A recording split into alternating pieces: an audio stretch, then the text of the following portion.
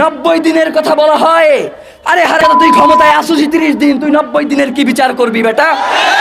আমি করো 90 দিনের কথা বলে আগামী 30 কার্য দিবসের মধ্যে দ্রুত বিচারিক ট্রাইব্যুনালের মধ্য দিয়ে আন্তর্জাতিক গোয়েন্দা সংস্থার যারা পেশাদারী এবং নির্ভরযোগ্য তাদের মধ্য দিয়ে শরীফ ওসমান হাদির সাথে যারা জড়িত রয়েছে তাদেরকে গ্রেফতার করে আগামী 30 কার্য দিবসের মধ্যে বিচার নিশ্চিত করতে হবে। কোনো হাঙ্কি পাঙ্কি চলবে না।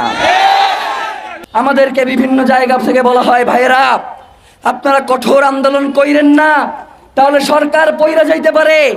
আমাদের এই কঠোর আন্দোলনের কারণে যদি সরকার পইরা যায় তাহলে তো সরকার ঠিকই নাই, সে তো পইরা যাওয়াই উচিত।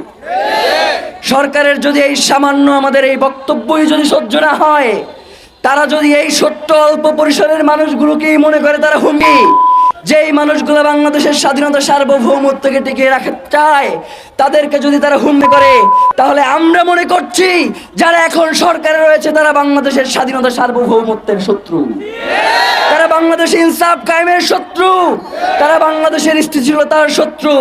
সুতরাং আমরা ইনকিলাব মঞ্চ আপনাদেরকে জানিয়ে দিতে চাই, আমরা গতকালকে আপনাদের মাধ্যমে 3 দফা ঘোষণা করেছি।